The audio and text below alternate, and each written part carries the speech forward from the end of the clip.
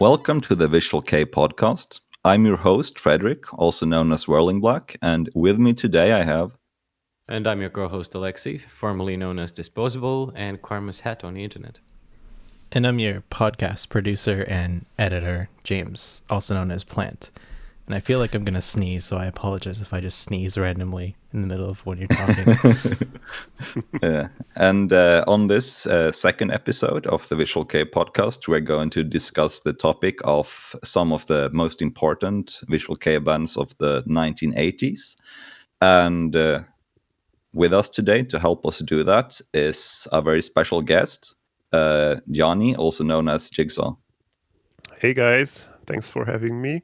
So we might want to be transparent that we actually already recorded this episode once, but due to technical difficulties, we were unable to use it, so we had to scrap it. So this is a second take, hopefully much better than the first one.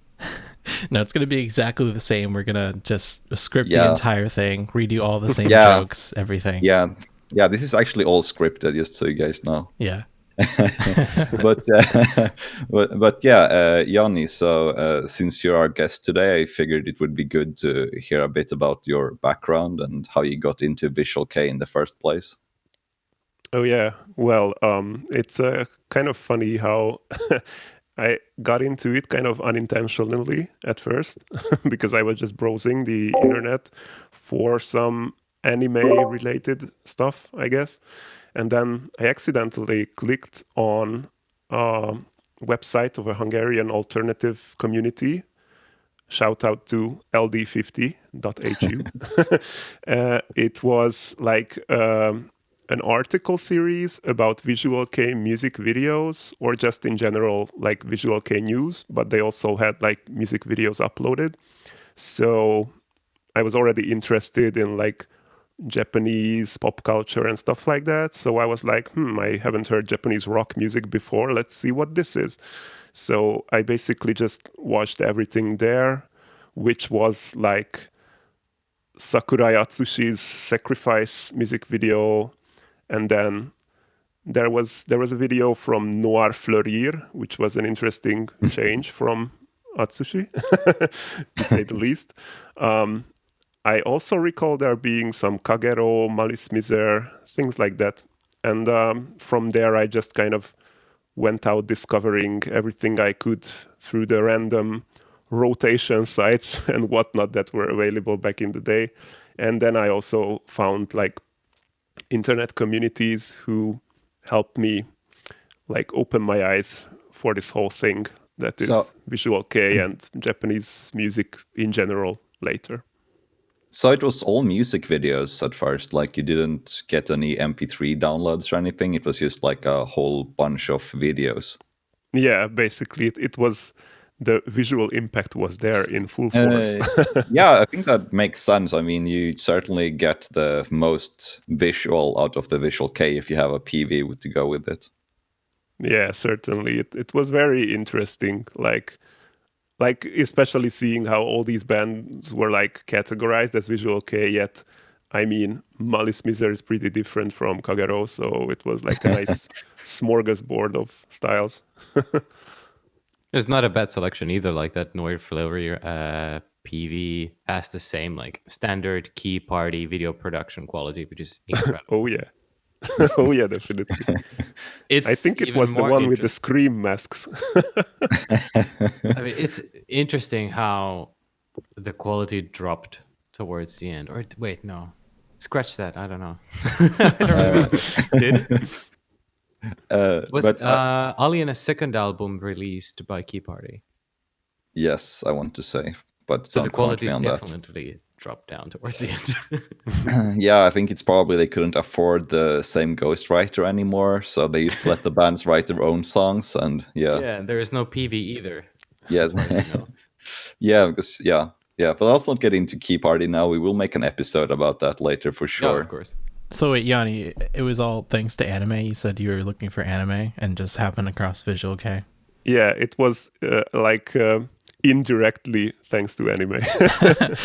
and my wandering eye drawing myself to that one link on that Google search. but was But this? I don't actually know what I was looking for. So I mean, like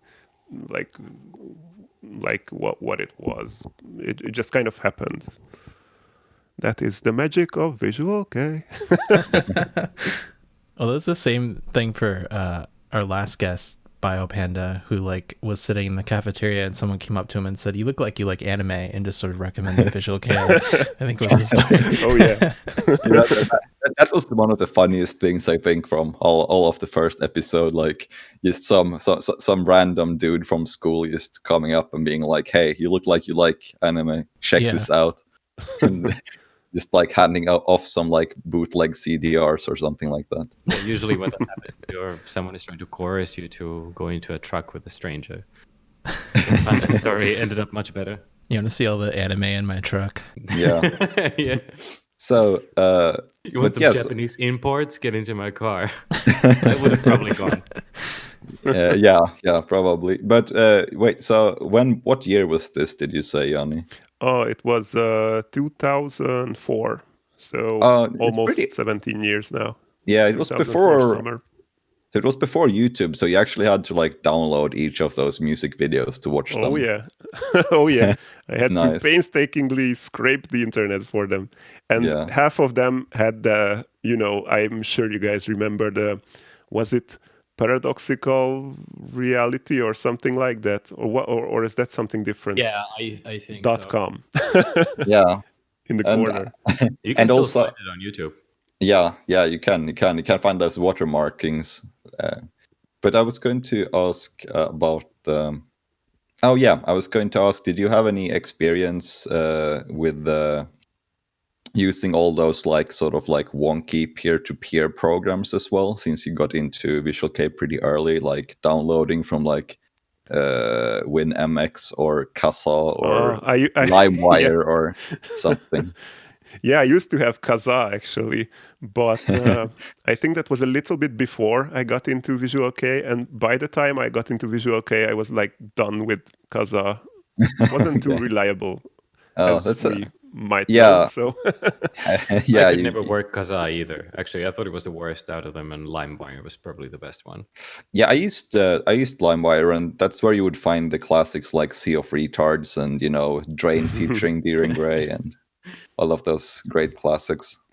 all the Durian Gray songs they didn't want you to listen. Yeah, exactly. Everything was just like labeled completely wrong, so you could have liked a band and never known what it actually was. And also, you would get like song number 1, 5, and 8 or something from an album, and the rest, and the rest would like have no cedars or anything like that. So you would be stuck not getting full release. Those were some wild days.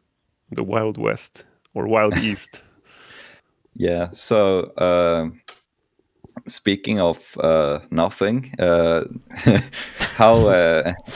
shit, this was the worst transition ever. No, that was a great segue. Continue, please. Yeah. I was going to say, like a couple of days ago, we had our first quiz event on the RareSat server. How do you guys feel like it went? Because I'm really pleased with how it went. Actually, I felt like we had a great response from the members. Yeah, that was really fun. Well, let's talk about exactly what it is. It's just Discord, for those who don't know, is sort of like an online chat room. And, if you join the RareSat server, we host an event every other Sunday.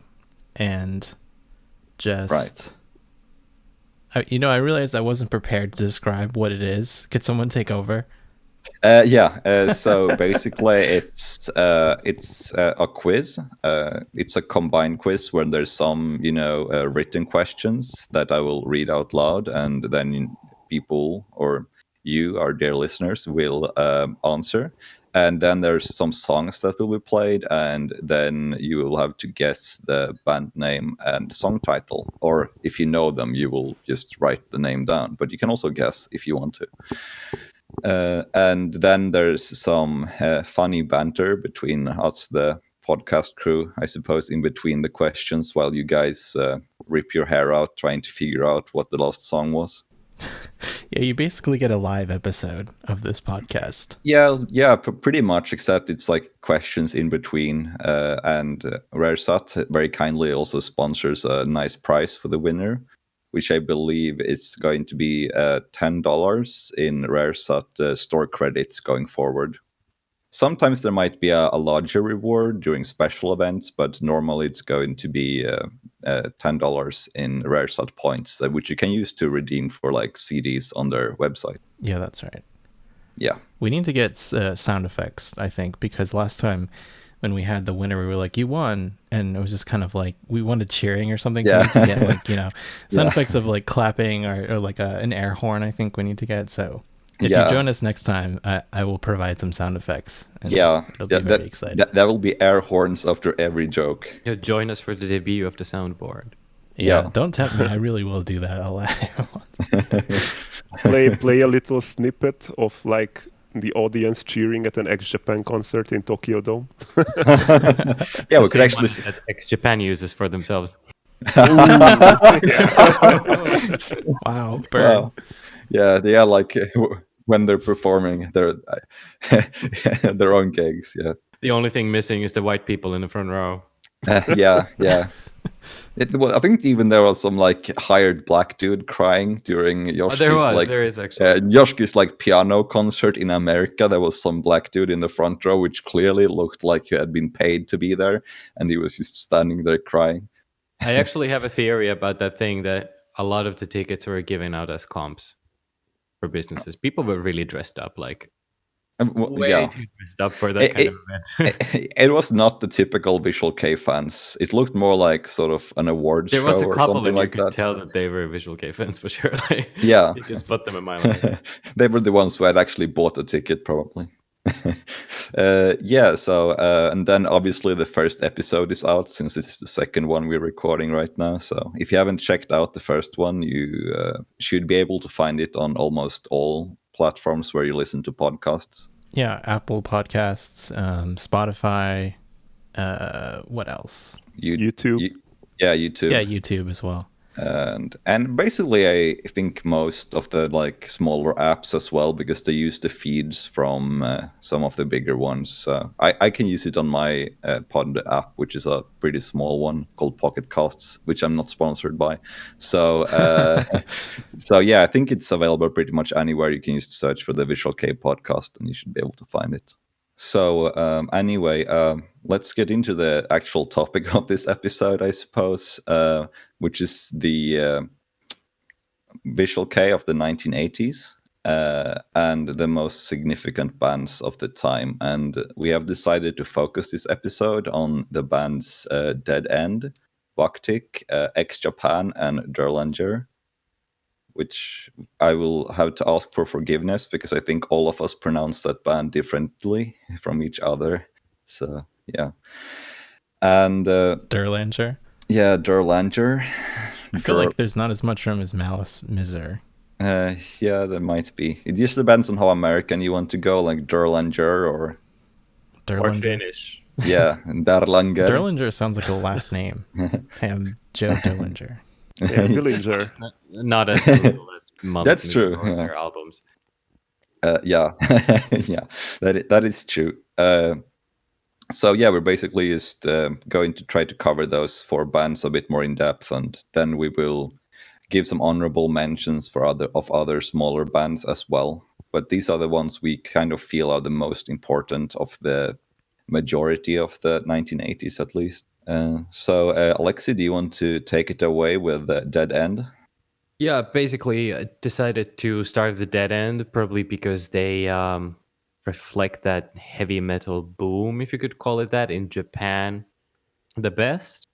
And they formed hot on the heels of it in 1984 with the classic lineup, including very sort of heavy metal influenced names like, well, not Mori, but Crazy Cool Joe and you. And they get their first release out in 86. So it's not the earliest band on this list, but I think one thing that they do debut is a very proto-VK sound, and that's especially case with the album that we're talking about today, which is Ghost of Romance. I just want to mention that I thought Crazy Cool Joe kind of sounds like some kind of, really run-down country singer from the US. See, I was thinking it sounds like a Japanese gangster from a movie from the 1950s. Oh. With a pompadour hair and a Coca-Cola. Yeah, I could see that as well, I suppose, yeah. Well, anyway, he's crazy cool. And so is this band. And Was he the one who died recently? no, that is you, Oh, that's you. which is the guitarist. Oh, it's very always awkward when someone's named you. It's like, yeah. Oh, I mean, Oh, that oh, goes it's into you the who died. file with the names like D Yeah. and Ace. Yeah. Yeah. Anyway, I gotta ask you, like, what do you guys think about this album? Ghost of Romance. Yeah. I reckon Yanni should take it first, since I think he's the most familiar with this. Oh yeah. So I think actually this might be my favorite Dead End album because of its like heavy metal sound. I enjoy that side of them a bit more than the more proto-VK stuff.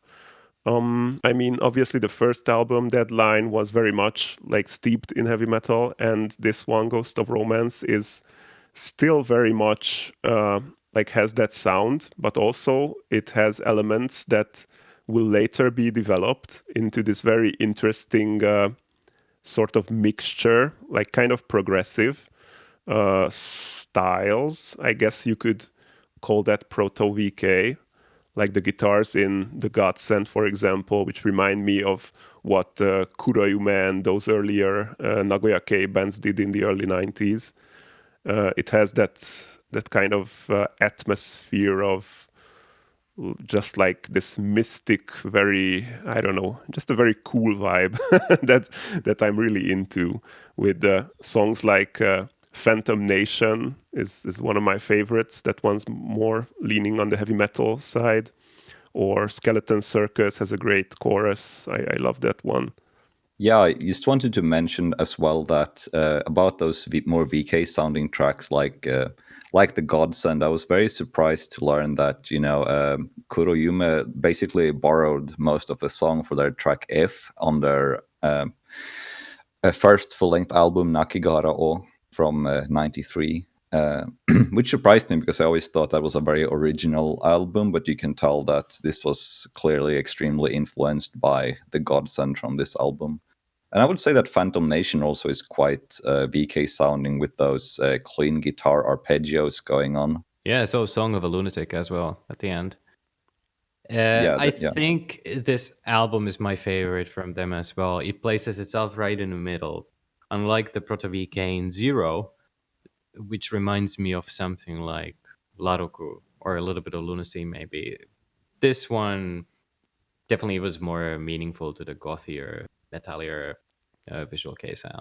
Yeah, we should probably give a mention as well to Decoy. I don't know if one of you did, but that was quite a different track, very soft sounding, I would say, compared to the rest of the album. And it still reminds me of Kuroyume a little bit. Yeah, I think it's those guitars that have a similar sound. And I also want to mention that I think that like Mori's vocal style on this album is very influential to VK. Like compared to someone like Toshi, for example, in X Japan, his vocal style is more reminiscent of the bands that came after, this kind of dramatic and goth-esque sound. Yeah, absolutely. And his look as well. Yeah, like I think it was it Riichi who was cosplaying him in the early days? Yeah. From Lunacy. Yeah. I think there's a lot of guys who did. Yeah, most likely. I think like a lot of those turn of the decade bands probably borrowed heavily from him, looks wise. So I guess we should probably check in with James as well if you have any impressions of the Dead End album. Yeah, I really liked it, and I'm just looking at the titles of the songs on this album. There are a lot of really cool ones. Skeleton Circus, Phantom Nation. They have awesome English, by the way, just throughout their career. Like Yeah. stuff that you really perk your ear to when you're like, did I just hear that? Also, how about that album cover? Like, what is that? It looks like something someone would paint while on LSD or something. Is it H.R. Geiger, by the way? Or like a value brand It's HR not Geiger. HR Geiger, but it's very, very like inspired by that, I think. Yeah, it's when you get HR Geiger from the dollar store. Yeah. When you get his like cheaper Japanese counterpart to do the album Yeah. Yeah. art. No, it's super cool though. Yeah, I really like it as well. I think it fits the sound too. Oh, sorry, it go does, on. yeah. Yeah, no, and the sound obviously is worth mentioning as well. Yeah, I really dug this album. It reminded me of Ozzy Osbourne a bit, particularly during like when Zakk Wylde was in the band around like when the album No Rest for the Wicked came out, which I think was in 1988, and this came out before that in 1987. So this Dead End pioneered that sound. Yeah. This is great, actually, because I remember you mentioning this during our first ill-fated recording, Yes. and I had to go and check it out. And you're actually kind of correct, I think, especially in the solos. It's that neoclassical, quote-unquote, flair. Yeah. The riffing does remind me of this a little bit. Yeah, I could definitely see what you're saying. Yeah, I think. Yeah, I have no. Sorry, It's okay. I was going to say I have no experience on this, so I'm just going to take your guys' word for it.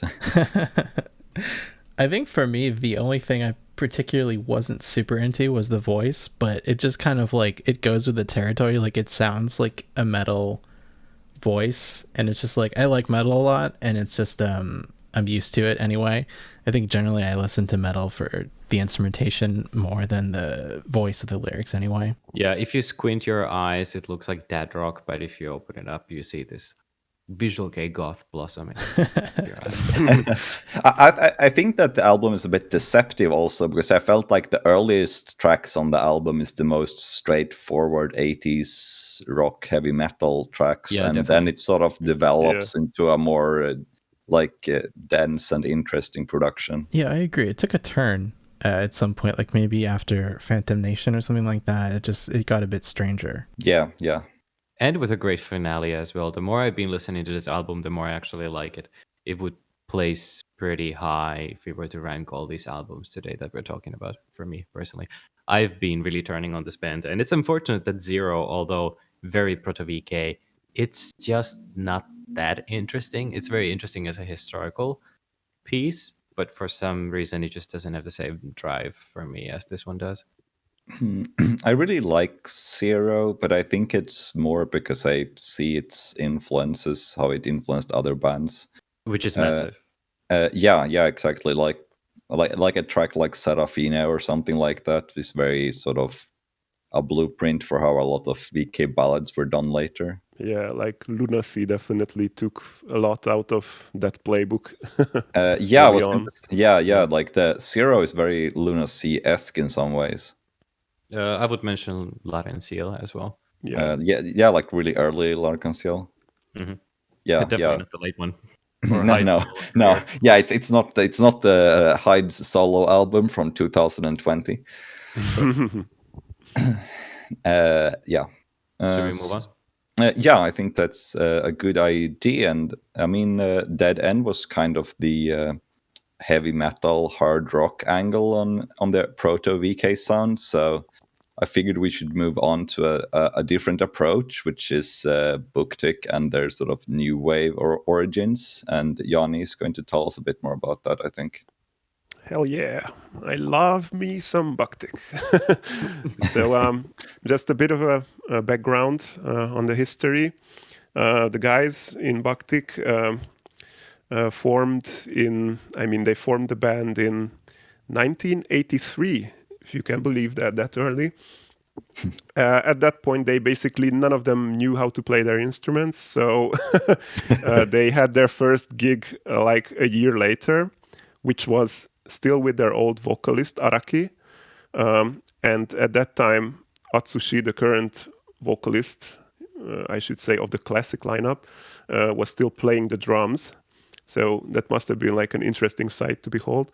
And on their first gig, actually, they played only covers from The Stalin, the old Japanese hardcore punk band. And then they began developing their own songs in a kind of with a mixture of like this punk, post-punk, and new wave stylings. and they were very much influenced by Bowie, like not David Bowie, but the Japanese rock band Bowie.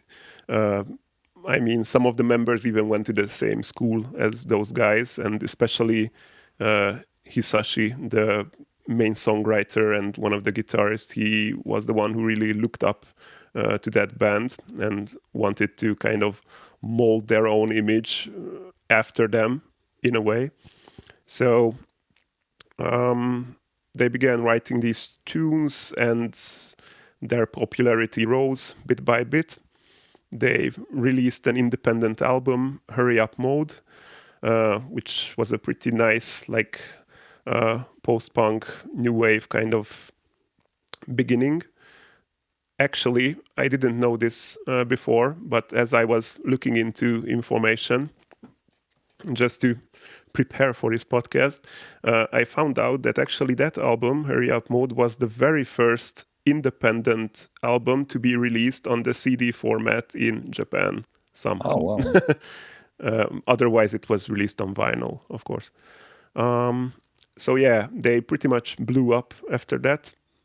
Played Budokan, later Tokyo Dome and stuff. I think they played Tokyo Dome at least. I just wanted to ask about that first gig. They said that they were doing the Stalin covers. That kind of surprises me because the Stalin is such a like rough punk band.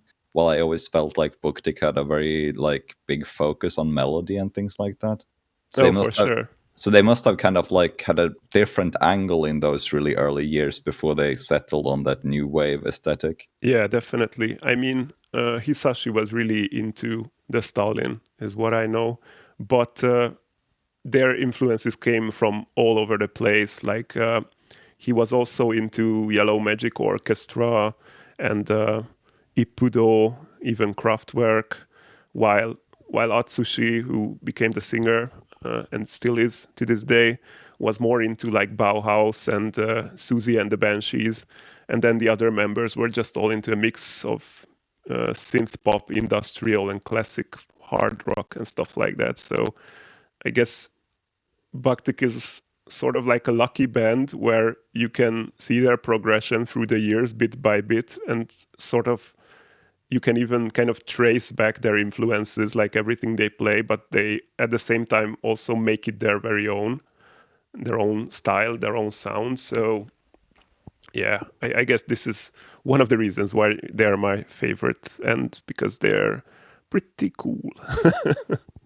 Yeah, I mean their development during the 80s is also very easy to chart because they were releasing something every year after the first album, I think. Yeah, they had like a brutal schedule actually of recordings and playing lives. And for example, their first like big concert video called Sabbath, which was released in 89 or 90 on VHS. That one's for the tour final of the Seventh Heaven album, but the concert itself happened 2 or 3 days after the release of Taboo. So they were pretty busy. Yeah, just quickly, I wanted to mention also about those early albums, Hurry Up Mode and Sexual, XXXXX. Is that how you say it, or how would you say that album name? It's very like cumbersome to say all those. Yeah. In my head, I always say it like that, like how you said it, but it's just like, yeah. Maybe people just call it sexual. Yeah, maybe. Maybe it's just a sexual album. Yeah, maybe just sexual is fine. Generally, in Japanese, like XXX just means like blank, like you just don't say it. All right. Yeah, actually good point. And now I feel stupid. It's especially since on the cover it's sexual and then 5 X's and then like 1 or 2 exclamation marks. So it's like sexual. It also might be that there's some part like redacted, like something can mean like there's a word that was censored for some reason. Yeah, something like that. Oh, like you mean it was censoring or like insert any word or something like that? I've seen it used like that. It's anyone's guess what it was supposed to be. Just a placeholder for any word. Yeah. Yeah, I just wanted to quickly mention on those two albums while we were at them that I think that there's some quite proto-VK sounds on them, even though it's a lot more straightforward new wave post-punk kind of deal than Seventh Heaven. Like I think that Telephone Murder and Plastic Syndrome 2, for example, has some very VK sounding parts, especially in those chorusy arpeggio guitars. Like, you know, you break the chord down and pick them one string at a time and all that. Oh yeah, definitely. Wait, could you define proto-VK though? I know we've sort of talked about it quite a bit already, but I'm not actually sure exactly what that means. I mean, I think it's an arbitrary term in some ways, but at least to me, proto-VK indicates like sounds that you would find in the bands that came later when VK was a more established genre. Okay. Like things you would hear again in the bands of the 90s, basically. So maybe not all of the elements are borrowed, but some of them exist in the proto-VK bands. And also the term VK wasn't really established at this point. Mm-hmm. So it's just things that you think fit in the lineage musically. Yeah, exactly. Yeah. Which you can find in the 80s bands. And in their case, yeah, the first album is not exactly cut and dry beat rock, but sort of there. But then already on the second album, they're getting kind of ambitious. And you have tracks like Hyper Love, which are already playing with different atmospheres. But then they take it on hyperdrive for the next two, Seventh Heaven and Taboo.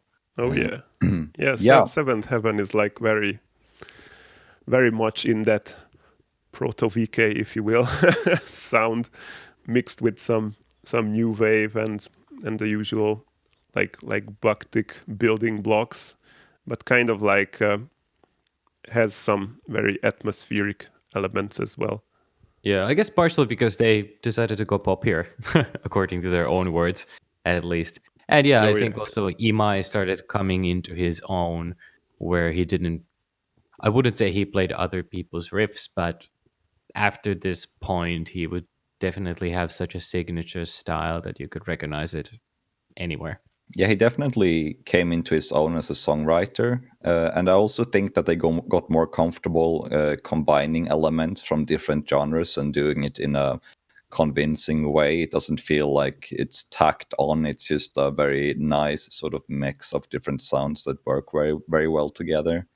And it's interesting that they claim that they went lighter, because I kind of feel like there's some pretty dark tracks on this album, like Castle in the Air reminds me of their later track Aku no Hana. It has this kind of gothic edge to it, I think. Victims of Love is also kind of dark, but maybe it's just sensual. Yeah, So I he's think just that really feeling it.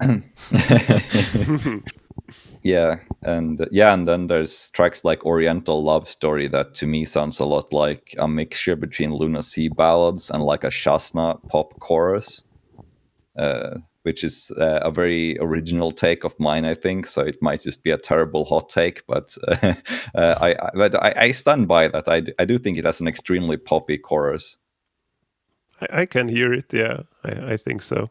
Actually, that one was like one of the songs where that took the most time for me to actually appreciate it over the years. I always thought it was like, it's like a throwaway, boring, overly long ballad type track. And I'm not really a fan of like slow, light songs usually.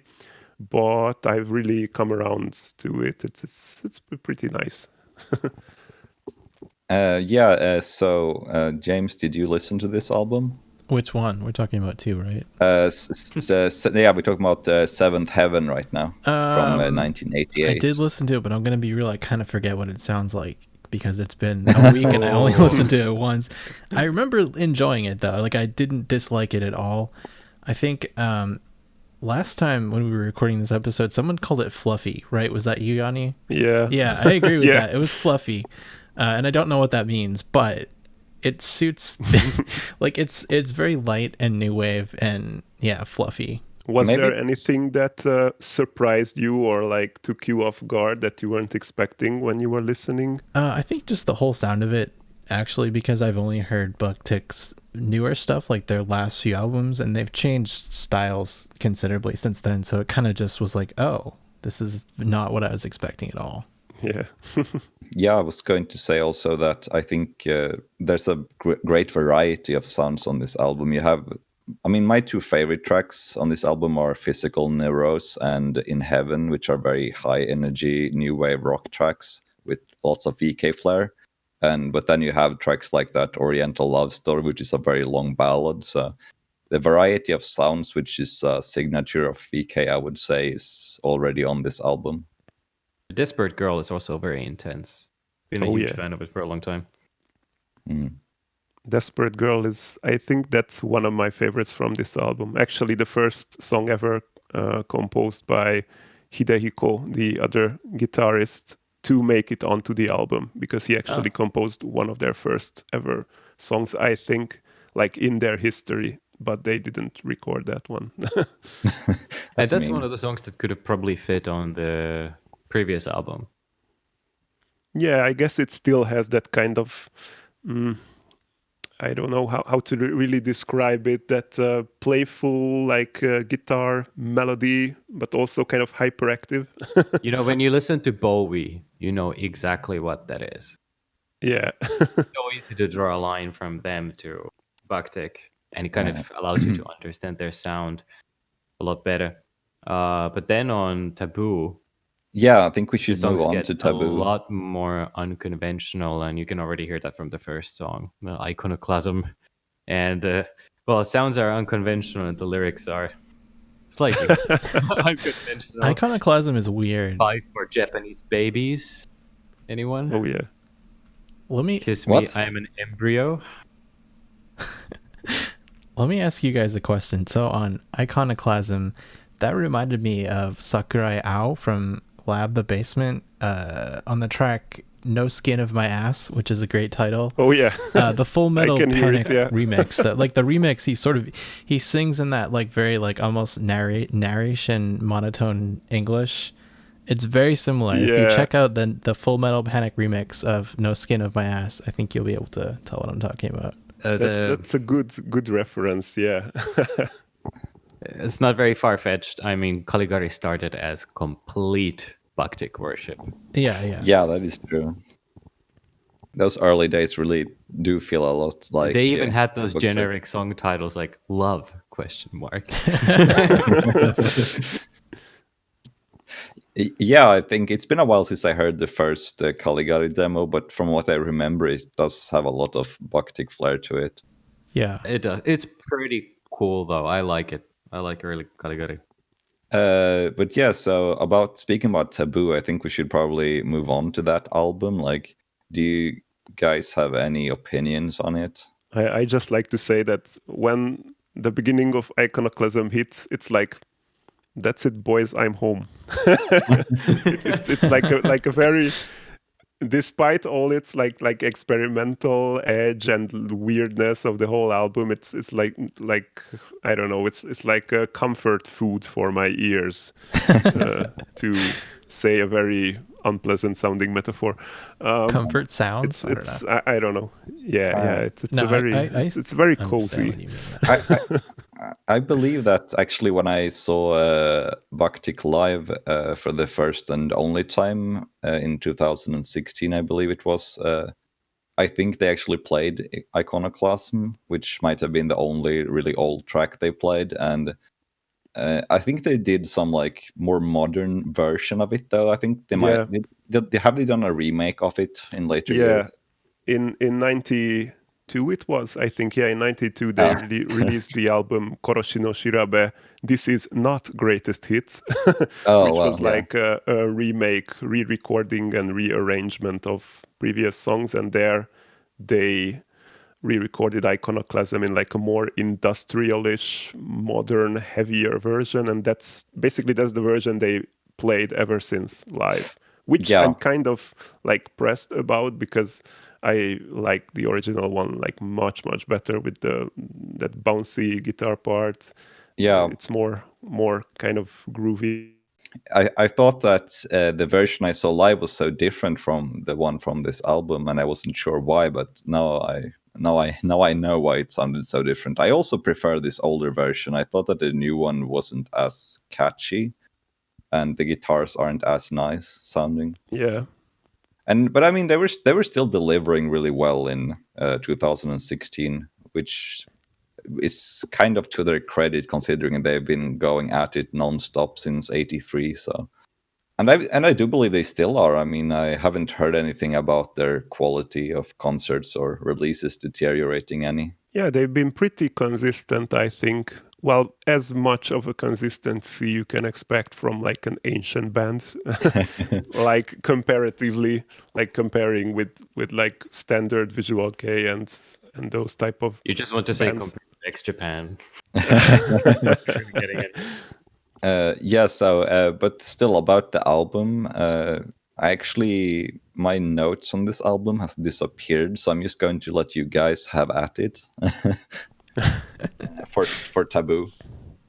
I think their biggest innovation for this album is that the emphasis goes away from the riffs to guitar textures, and this is something that they would build on a lot later on.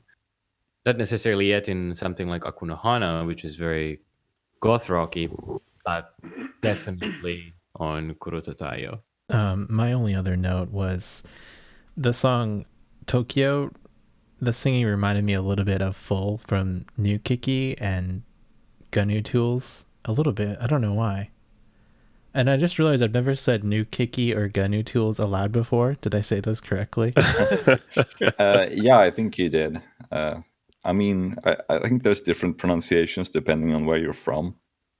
I'm not even going to That's try one to of those- pronounce Chilfi and what is it? Tubak. Someone say Tulip, Yeah. or buckles or it. something. Yeah, that one. Yeah. I would just Yeah. say it That's this an way, that interesting comparison with Tokyo and New Kiki, but I think I can see what you mean. I wouldn't have thought about that. Yeah, that's pretty cool.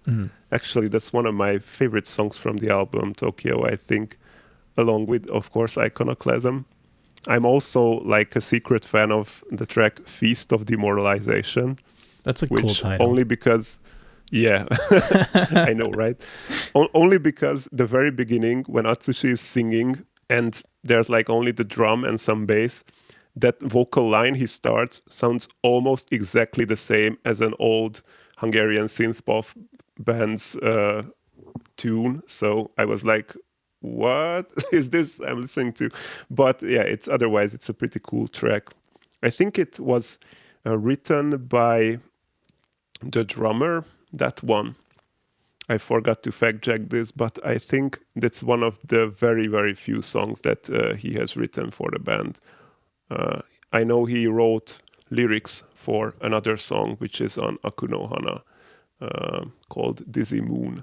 And then it basically ends with Just One More Kiss, the hit that put them on the map.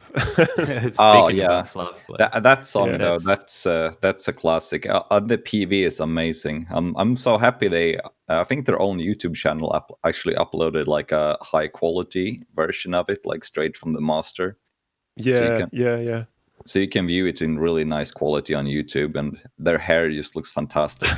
All the glorious hair. Yeah. Yeah, there is also a grandfather live edition of this song with Kiyoharu, where they perform it at some festival. Oh, Like yeah. 2009, 10 something, yeah. yeah. They looked- had Kiyoharu play at the Bhaktik on Parade festival in Yeah. I'm just looking at the DVD over here to like cheat a bit. It's 2007. Oh wow, okay. Let's just say that Kiyoharu somehow started looking 50 20 years ago. He hasn't fucking looked any older Again, or younger since. Alexi, again, that is the magical visual, okay? Yeah. yeah.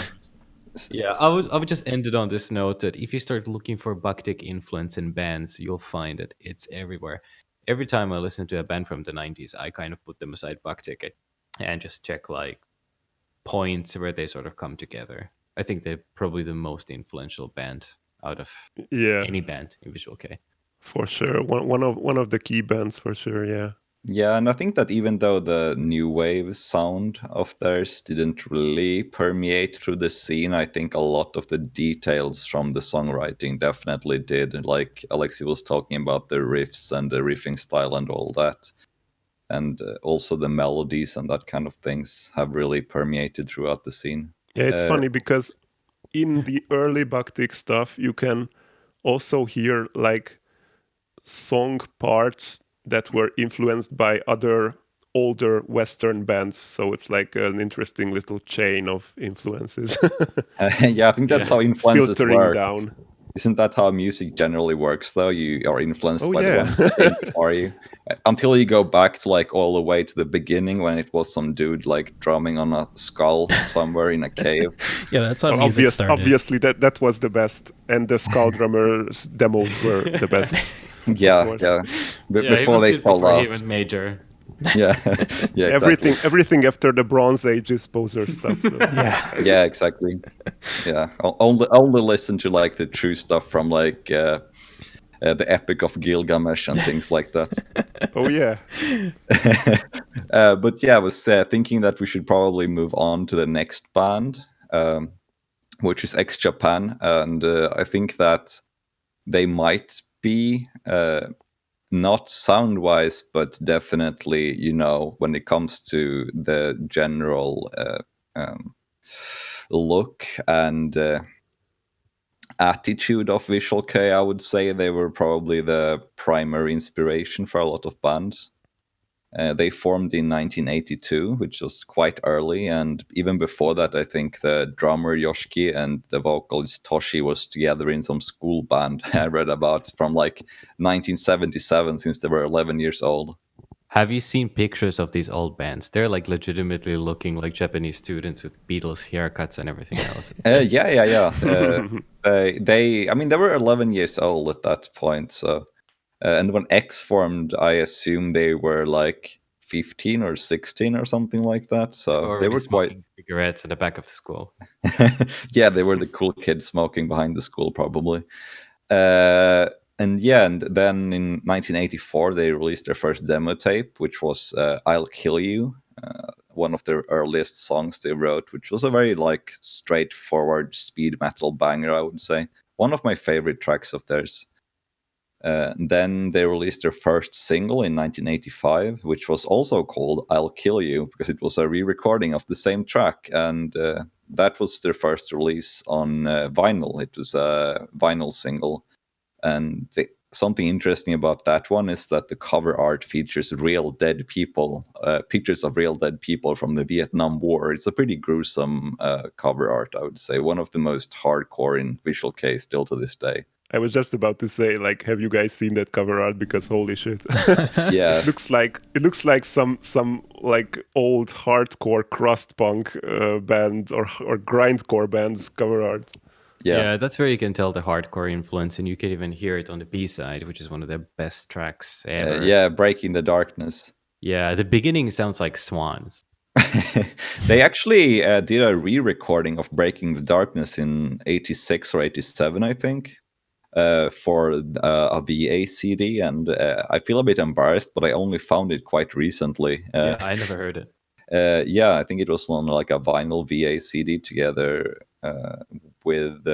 There was two other songs as well, which was also on VAs, and I believe that those were their first recordings they did with Pata as a support guitarist, unless I'm mistaken. I think it was Stab Me in the Back was the other track, which was later re-recorded in like 91 for Jealousy. And then obviously after I'll Kill You, they released their Orgasm EP in 86. And up until this point, it was released like Toshi and Yoshiki and some alternating members. They had a bunch of people come and go in the span of those 4 years. Like the list of their support members or previous band members is like several centimeters on Wikipedia. And I mean, all of them were in this time period, because from 87, their lineup kind of cemented when they recruited Hide from Saber Tiger, and Pata joined the band after playing support for a while. Oh, yeah, and Taiji, their fantastic bassist on the late 80s and early 90s stuff, was recruited the year before that as well. So that's kind of like the first time they had a classic lineup, and that's the one that recorded their Vanishing Vision album in 1988, which I think that all of us are big fans of. The ones of us who have heard it, at least. It's their most speed metal and most ferocious album, I would say, and has the best vocals too. And just the hipster pick. It's their best one. yeah. It's I would say yeah. on some days I prefer it to Blue Blood, but on some other days I prefer Blue Blood. Yeah, I get what you're saying, though. The production on this album, though, is just awesome. Yeah. I really enjoyed it. I have a friend who owns this album on like a first press vinyl, and it was so cool to actually hear the real record of Vanishing Vision. It made a big difference, at least in a sort of how do you say? This is where my English fails. Like when you imagine something sounds better because you know it's a fancy vinyl record and it's like a big moment. Oh, like a placebo. Oh yeah. Yeah, exactly like a placebo effect. Yeah. I'm not sure which one it is. If it sounds better, if it was just the placebo effect. I mean, I could imagine it working very well. It's a very organic sound that this one has compared to something like, imagine Dear and Grace Insulated World on vinyl and thinking that it's the fucking piece of shit recording that already is miserable. Yeah, it probably wouldn't sound that nice. It's very tinny and They saved you the trouble of transcoding it by just giving it. Yeah, the compressed world. Yeah. Yeah, they used compressed it to fuck for you. But yeah, now I was just doing like the run up because the album we actually are supposed to like discuss, and the one that we picked as the most influential one from this band is Blue Blood, of course.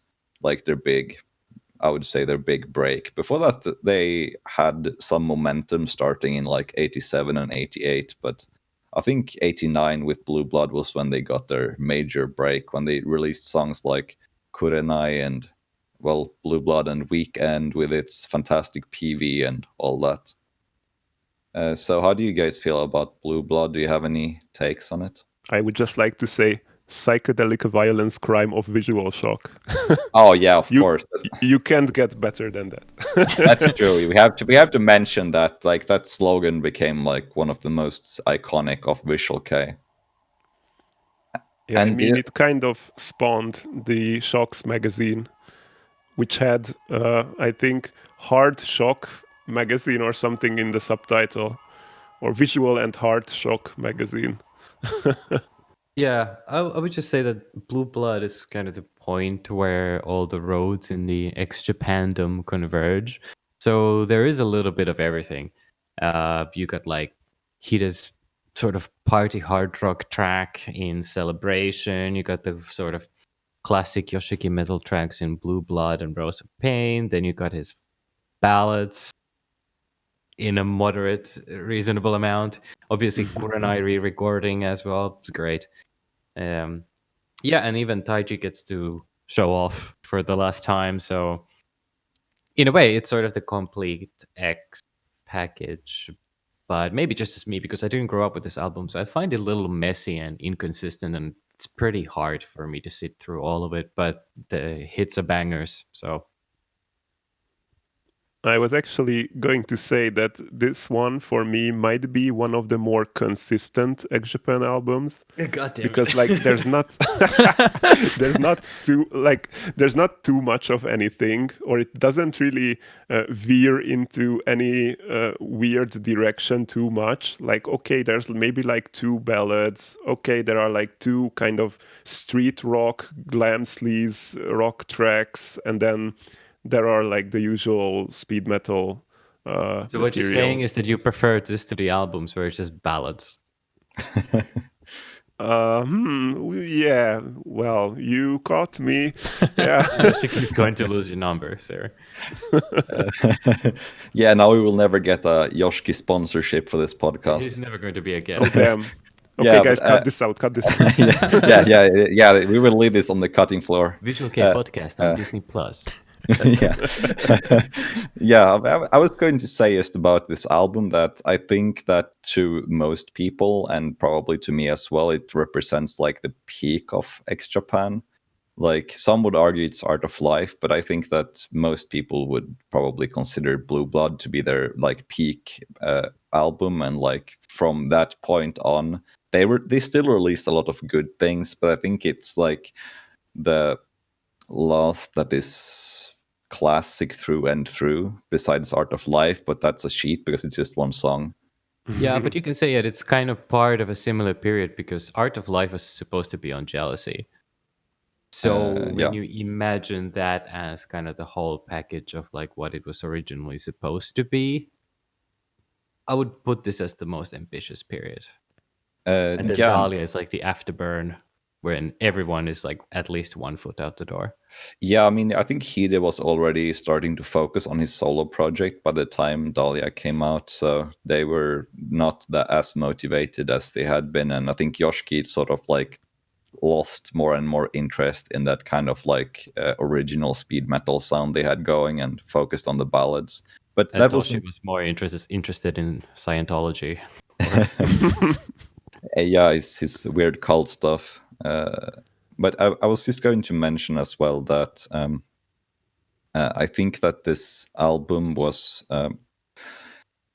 also, you know, I said that Vanishing Vision is my favorite album, but I think that is just because I prefer that more raw sound they had then. I would probably argue that technically the best album, like from a more objective or a general population point of view, probably is Blue Blood. My favorite song is still Kurenai, so I got it in both. So Yeah, that is true. But I think that Lucky. the version on Blue Blood is superior, though. I don't really like it with all English lyrics. I just like to ask James, what did you think of this album, like in the context of heavy metal or like a metal album? I thought it was pretty good. I mean, it's pretty thrashy, and I like thrash metal a lot. And it was kind of surprising how not typical Visual K it sounded to me. Like, I think you could recommend this album to someone who has no idea what Visual K is and just likes metal or thrash metal. It's very approachable. Yeah, I Oh. agree.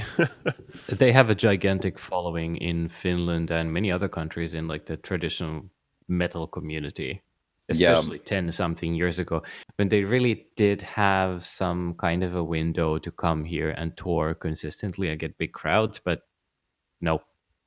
they have a big following here as well, especially with people who are really into like 80s metal and things like that. I have a bunch of acquaintances who aren't into Visual K at all who really really like X Japan, but they don't listen to any other VK. I did send them some Dead End though, and they said that it was nice, so I'm working on it. I Do you think we guys- can take a moment also to laugh at Yoshiki claiming that they're not a metal band. Yeah, Because that in this album and the last one, it's obviously there. Taiji and Hida both come from a metal background, and you can hear it clear as day. So sometimes you just can't listen to the artist. Yeah. no, especially And I remember you saying that before I'd actually heard X Japan, and I was like, so I didn't expect it to be so metal, but it's like, yeah, this is totally metal. just for the sake of the audience, we might want to mention that James had never ever heard X Japan before. Yeah, I mean, before doing the research for this episode. yeah, I mean, I had a really weird entry point into Visual K, which we talked about last time, and X Japan was always something that I knew about, but just for some reason never got around to listening to it. But yeah, I like them. I dug this album, and I'll check out more of their stuff. Yeah, I really think you would like the Vanishing Vision album before that if you enjoyed this one, because it's more of the same except more rough. Yeah. Yeah, I think Vanishing Vision is something that I could recommend to like a regular person. Yeah. A normal human being. A normie. Yeah, basically, like I wouldn't go around in my trench coat finding anime fans to show it. Like, Yeah, it's not like recommending, you know, like this obscure Ass and Arrow single you were talking about earlier. do you like Paradise? Yeah. No, nothing like that. Yeah, it's extremely good speed metal. That's how I would put it. Yeah, Yeah. with some unique Japanese flair in some places. Expand. And yeah, I think so. I think we should move on, and Alex is going to take us through Derlinger. All right, so Derlinger, or however you want to pronounce it, was formed in 1983. They took a long time to really get going. Members changed quite a bit. One demo was released with the original vocalist called Girl. The demo, not the vocalist. And the demo is fine. I would say it's very heavily ex-Japan influenced, but at the end of the day, it's just still very mediocre speed metal on the vein of X. But then more member changes and eventually get the classic lineup with Cypher, Kyo, Seela, and Tetsu, with actually two of the members having brushes with ex-members in Kyo being in Saber Tiger and Tetsu being in Dead Wire with Taiji. So then, I just want go on. to interject that they also recorded the demo tape Sadistic Emotion with the first vocalist Dizzy before he left, Oh, right, yeah. which is worth mentioning. I think it was the last thing they did before he left. Yeah. Sorry, go on. Well, they were kind of on their way. I think Cypher is probably the main writer for this band, and he seems to have lost interest in making strictly metal music. And you started hearing influences from bands like Baktek and a Finnish band called Hanoi Rocks, which I think it's very visible both visually, and then you can hear it as well. And in then 89, you get their album La Vie en Rose. So I gotta ask, like, how do you see this album as? Like a Visual K album, hard rock album, or a metal album? It's definitely a Visual K album, I would say. I Yeah, think this is. already there. I think this is less of a sort of gray zone than Ghost of Romance, for example, is. I think that La Vie en Rose is definitely firmly in. I mean, it's definitely more in Visual K territory than not in Visual K territory, but it's still, of course, proto Visual K still. It's before the genre had fully formed in any way. Yeah, I would agree. And it also has that sort of post-punky flair in tracks like Indecent Two Persons. And then also something like Aphrodisiac. So these kind of things coming from the left field, uh, genre exploration. But I don't think they lost the heavy metal heritage entirely because they can play pretty fast and really rough, which I like a lot. And Kyo has a little bit of that sort of glam rock snarl to his voice when he wants to. Yeah, that is true. I think that vocally you can hear more of the leftovers from the sort of metal era than in the actual music. Yeah, and that will I mean, carry over a little bit yeah, into his future band as well, Dying Cries. you can hear some metal as well, like in Sadistic Emotion and the Anaphrodisiac tracks. I think you still can hear their Yeah, metal background. probably further away you go in the date of composition, the more Yeah, heavy yeah, metal it has. Because then I the would say next so. album doesn't have almost any of that left. No, that is true. That is true. So, Yanni, do you have any impressions on La Vie en Rose? Yeah, I think this has to be my favorite Der Langer album, actually. It just has like all the right elements in the right place. As you said, it reminds me very much of like what Visual K became as a like more or less genre. Let's say it like that. It has those kind of very energetic, nervous guitars, for lack of a better word. Um, Very interesting production, very punky, but also at the same time kind of has that air of romance and whatnot. Um, Obviously, the title track is a classic. I also really, really love 1999 Shy Boy's story and Sadistic Emotion. And I think Alexi mentioned Indecent Two Persons before. That one's a great kind of different track. Sort of reminds me of Bhaktik. Well, the guitarist Cypher, I guess, might have been a fan, or I don't really know this actually, but like he was a young, impressionable guy, so with lots of creative juices flowing. So yeah, actually, he wrote like 99% of the album. I think only one song on La Vie en Rose was like attributed to Kyo lyrically, but musically and otherwise lyrically, it was all Cypher's doing. So good job on him. But wouldn't you call Derlanger and Bhaktik sort of like contemporaries more than influences in that sense? Like not like a sort of like senpai kohai relationship, but more like almost like rivals. I Yeah, think I guess you're right. Well, Derlanger released this in '89, and that was already getting pretty close to Akunohana. And this reminds me more of shit like To Search from '86. So I think Cypher. Well, I mean, Booktick was huge, whereas Derlanger wasn't. So Yeah, I that think they were is definitely true. looking up more than looking at someone on their own level. Yeah, that is true. Even though they were contemporary time-wise, fame-wise, they definitely did not have the same level of fame before La Vie en Rose came out. Yeah. I also think it's worth mentioning the PV for La Vie en Rose, like how iconic it is for the Visual K like movement in general, and for the concept of Oh like yeah. fan service in particular. Yeah, kind of like how Fan people looked at service Mori's look. galore. People would also look at Kyo's and Cypher's look, especially from that PV.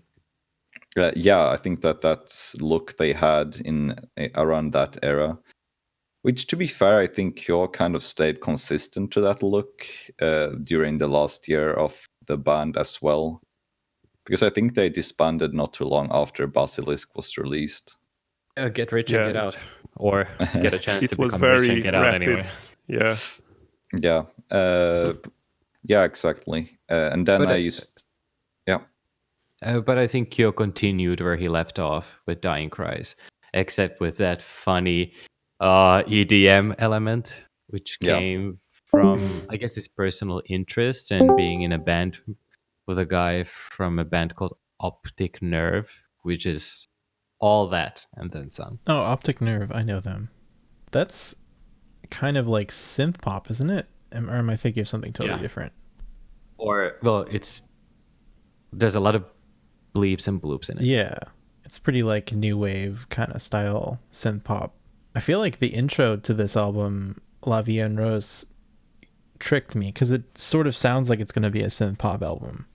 that is true. It reminds me of like those sort of cheesy 80s synth music you would find from like the UK and the US. Yeah, just for the intro though, like that's not in any other song. Yeah.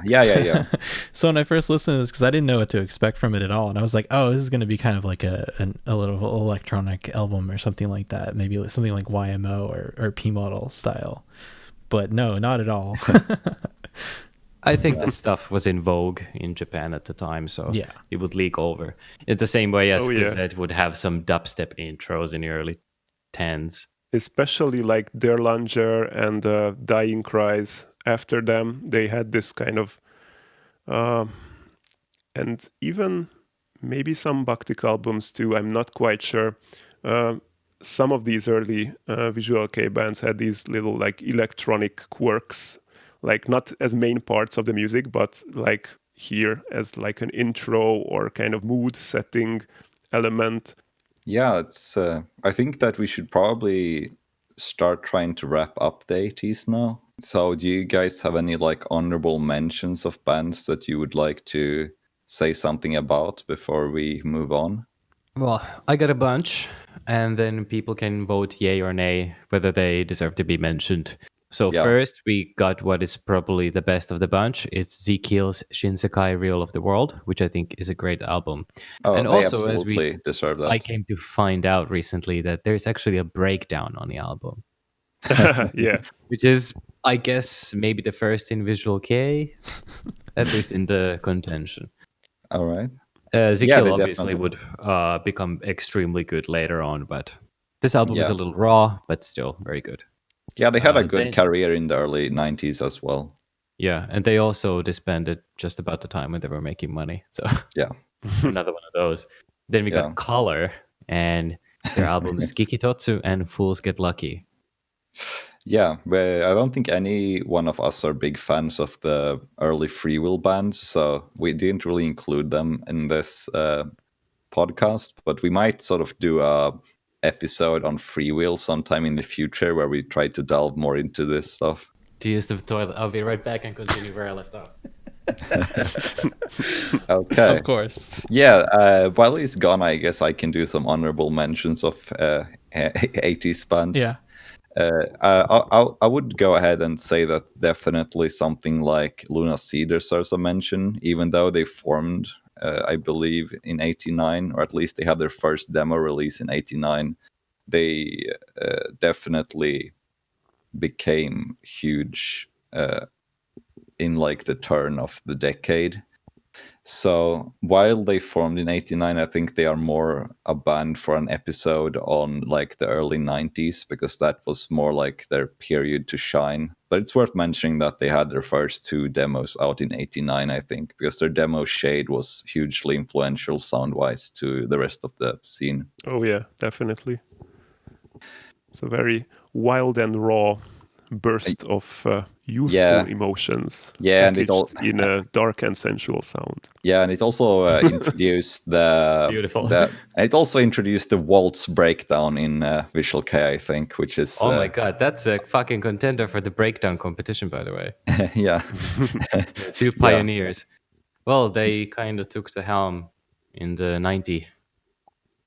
Yeah, definitely. I think that once we get to the turn of the decade, we will have a lot to talk about Lunacy in the future. So hope you all will stay tuned for that. Yeah. Otherwise, there was not much in the 80s, to be honest. Bands might have formed in 89, but they didn't release anything until 90. So other stuff you had was Kama Itachi's Itachi Gokko and Justy Nasty's Pleasure of the Sluts and Crash. One of In my advance. favorite album titles of the 80s, definitely. That's definitely somewhere along the lines of a vagina fucker. Yeah. Actually, Pleasure of the Sluts is like a really good like glam rock or even kind of sleaze metal album, I'd say. And after Yeah, that, they had like 1 or 2 singles or a single and a mini album sort of in the 80s that already kind of went into like an almost proto-VK direction. And then in the 90s, they really took off with that kind of poppy sound. Speaking of the bands we previously mentioned, I think Pleasure of the Sluts sounds a little bit like Hanoi Rocks, and then Crash is already like, well, Buktik, something like that. Yeah. It's definitely more domesticated than the first Yeah. album. Yeah. Yeah. Before we wrap up the 80s, I figured we could all just quickly name which were our favorite songs on these albums that we discussed a bit extra. So, do you guys had any favorite track from Ghost of Romance? Just quickly do a round of your favorite track. The last one, Okay. Song of Lunacy. Okay. Yeah, that was banging. I think for me it has to be Phantom Nation. Yeah, definitely Phantom Nation. I think Phantom Nation as well. Just I forget what that one was in particular, but I'm looking at my notes and all I wrote for that was dope. So I think I like that one a lot. Yeah. I Dope think by Despise Ray or the one that you can get. Both are bad for your health. yeah. My favorite was the Godsend, of course, because I am a huge fan of the Kuroyume version of this track. So naturally, I really enjoyed the original as well. From Buktik's Seventh Heaven, I can do mine first. It's Physical Neurose and In Heaven, like I might have mentioned. Victims of Love, easy. Desperate Girl is a second. I would have to like combine your opinions and say In Heaven and Victims of Love were mine. James, did you have any note on that, or? So I have no notes on Seventh Heaven, so I'll pass on that one. But I really liked Iconoclasm from Taboo. Okay, yeah, that's fair. I lost my notes from that album, so I will say, Yeah. yeah. I mean, I like Iconoclasm, and that was a track I actually remember. But I think that the PV song is my favorite because I've loved that PV for a very long time. I gotta say, Angelic Conversation. Ooh, nice. I think for me it has to be a tie between Iconoclasm and Tokyo. But basically, this is one album where I don't really have any least favorite songs. Yeah, same. I have a lot of contenders in this one, and I just Yeah. picked this one because it came to my mind first. So I trust my intuition. Yeah, and what about Blue Blood? Kurenai, easy. Yeah, I think I have to say that as well. I mean, it's such an iconic track. You can't go wrong with it. For me, I think I really liked Weekend. Okay. No one else likes that one. No, Shout no, out I to was just Weekend's about to music say, video. actually, It's awesome.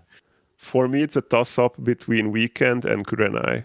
Okay. And maybe even Blue Blood, the title track. Yeah, that one. Was Yeah, good Blue the too. Blood is first great riff, too. like that kicks off that thing, is massive. Hell yeah. And for La Vie en Rose, the answer is easy for me. It's Sadistic Emotion. I think for me too as well. I really like that intro. Yeah, the intro riff is iconic, I would say. Yeah. For me, this is one of those albums, again, where I don't really have any least favorite tracks, and there are a lot of standouts, but I'm gonna say La Vie en Rose, the title track, and 1999 Shy Boy Story. And Indecent Two Persons. Yeah, for me, it's a four-way tie between those tracks you mentioned and Sadistic Emotion. There's a lot of contenders on this one. It's a great album. Oh, yeah. Yeah. So out of these albums, did you guys have a favorite one? Like if you had to choose between the albums? I think in my case, it just depends on a day. The more I think about it, the more difficult it gets. I've been even thinking about that Dead End one, but maybe right now I have to say La Vie en Rose. That's just what I feel like. Yeah, I think for me, what did I say last time? Ghost of Romance by Dead End? Yeah. Yeah. I think so. Yeah, I really like that one, but I also really like Derlinger, La Vie en Rose. It probably depends on my mood. Yeah, like those two I think were my favorites. I think I'm kind of hesitating between La Vie en Rose, Taboo, and Seventh Heaven. So three of the five. Today it's going to be Taboo, I guess. Fair enough. Okay. What the heck? Okay, and I will say Seventh Heaven then, so we kind of spread our picks out a bit. Yeah. Yeah, so I guess this will conclude the 1980s portion of this episode, and we are going to move forward rapidly in time because we're going to discuss some current news, and I think the most important current news right now is the new Gazette track that dropped the other week. Well, kind of the other week. It's been like 3 weeks at this point for recording. At the point of recording this, but hey, Almost a month ago. we're still. I mean, compared to the 1980s, we are kind of hot on the ball, you know. Yeah. Yeah. We're hip with the kids, you know. Yeah, exactly. We're trying to stay relevant, you know, not only talk about things that happened before all our listeners were born.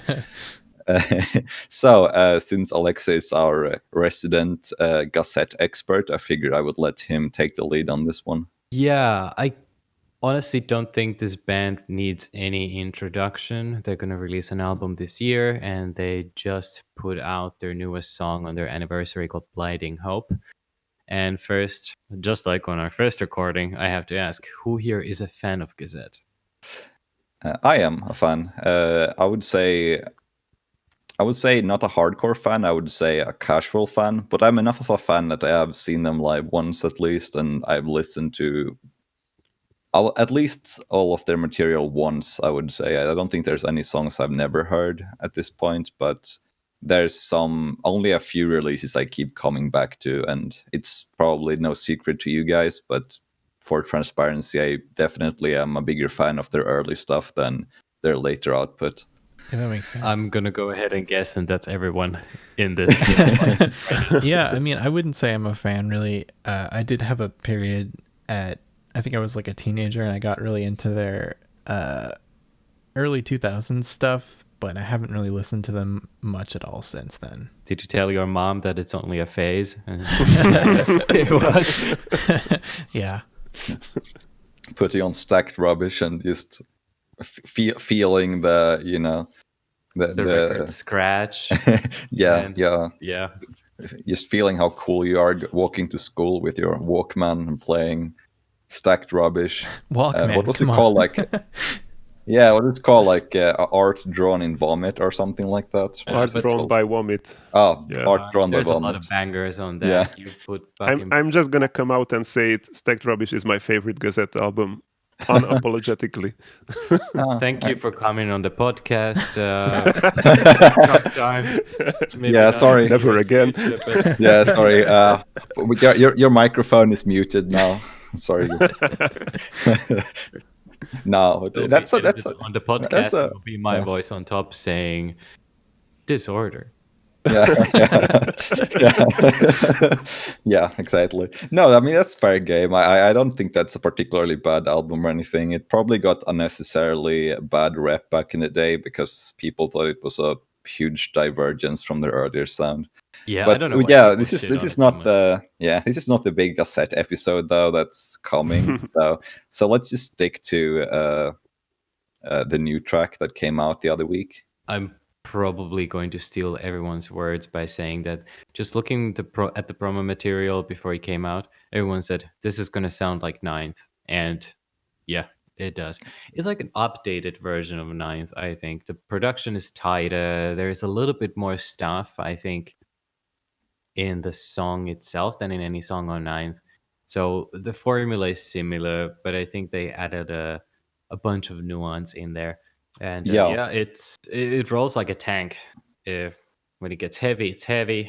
When Rookie's being moody, it's pretty moody. The solo is a nice kind of. I saw someone mention it's like a callback to some of their older solos, like from the mini album times, and I kind of agree. Actually, it has a little bit of that in.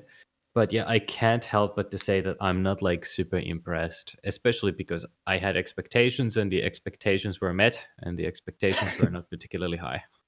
Yeah, that's actually what I was going to say as well. That my expectations were met, but they were not surpassed, and I was not surprised. There was literally no surprise to me in this song. It's an extremely competent track, and if I heard it like at a party or something, someone put it on, I definitely would not complain because it's very like good at what it does, and it definitely bangs when it's supposed to bang. So, I mean, it's a solid track, but it doesn't get me excited about the band.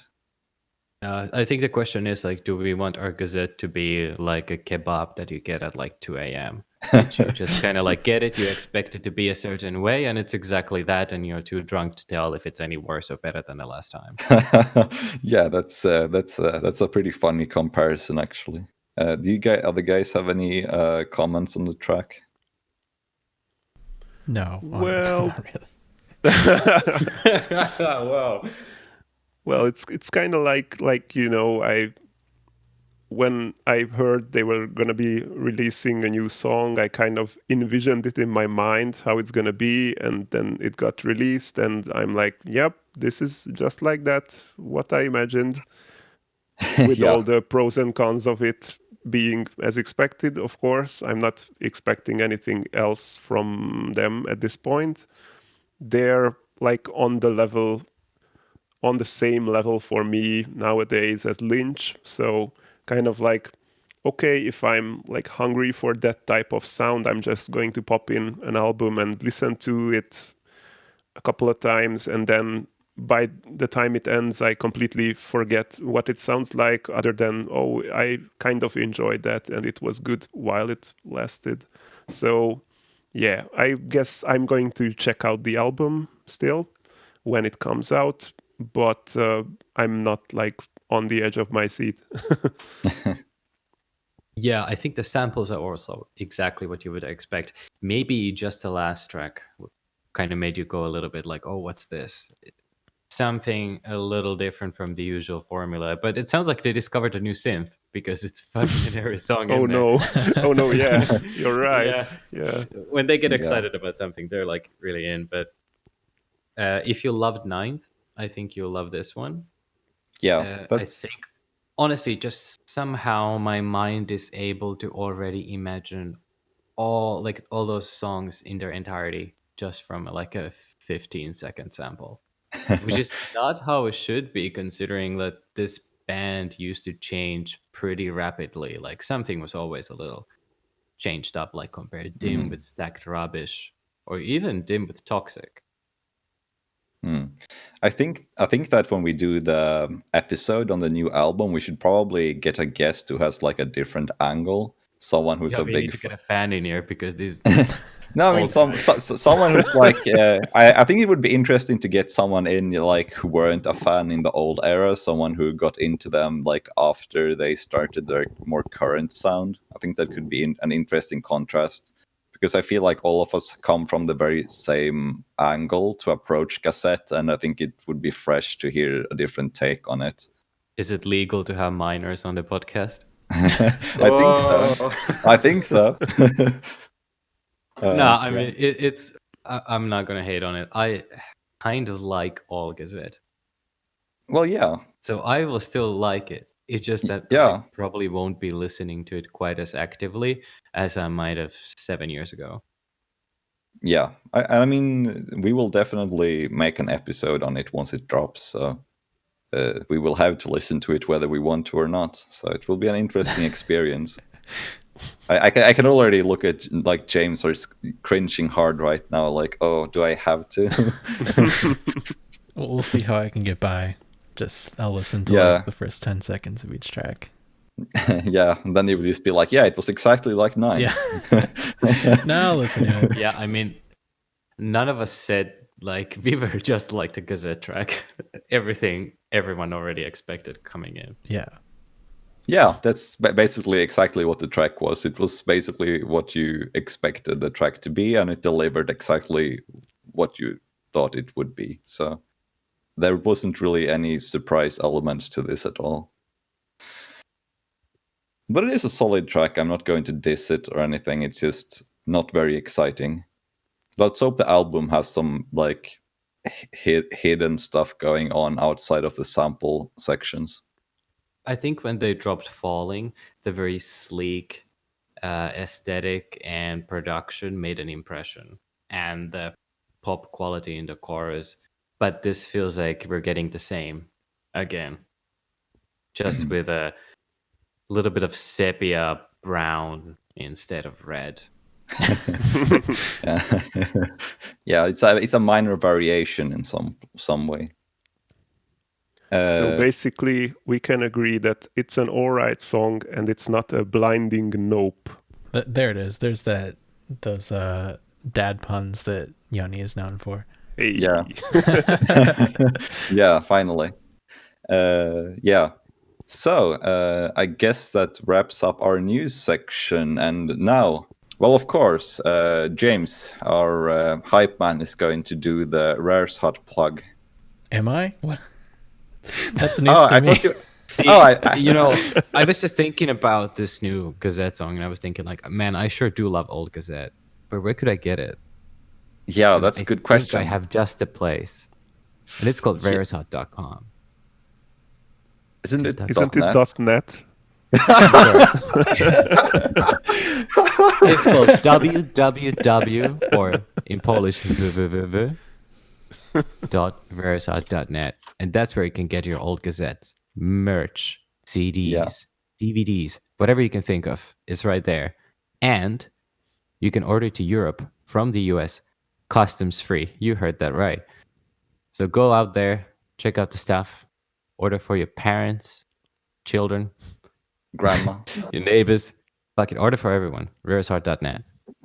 Yeah, you should keep it in where he gets the URL wrong. I will.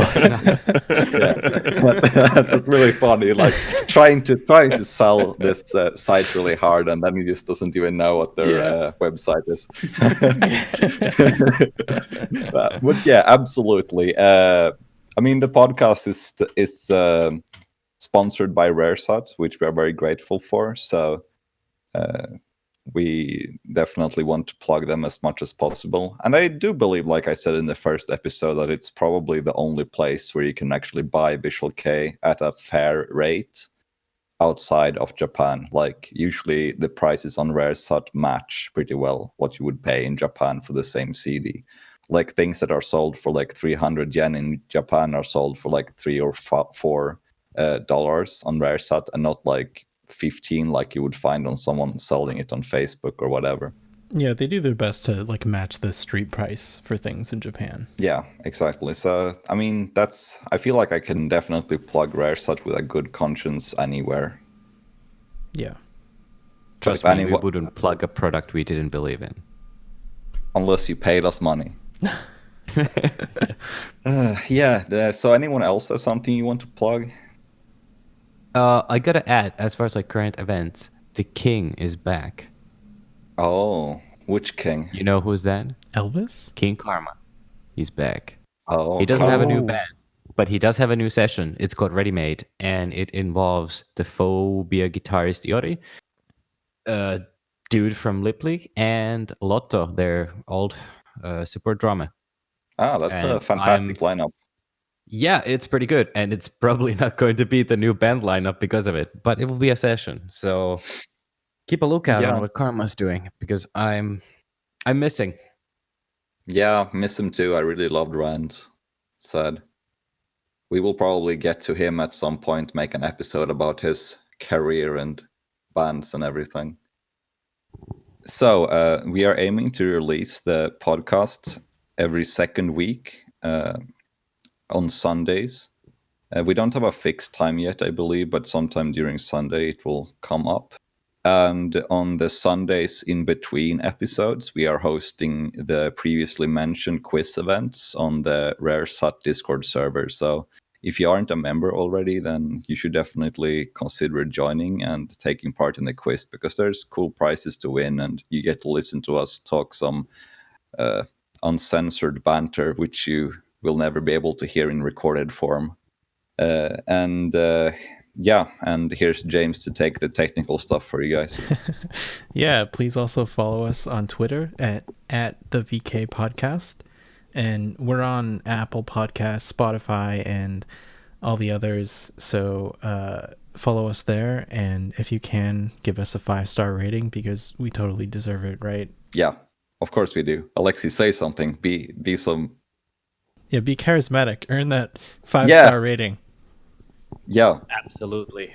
And I think you should make your parents to give one as well. Yeah, make your parents subscribe. Show them Visual K. Use your dog's Gmail account to give Yeah. us the Spotify. We need that Spotify bucks to Exactly. get some equipment.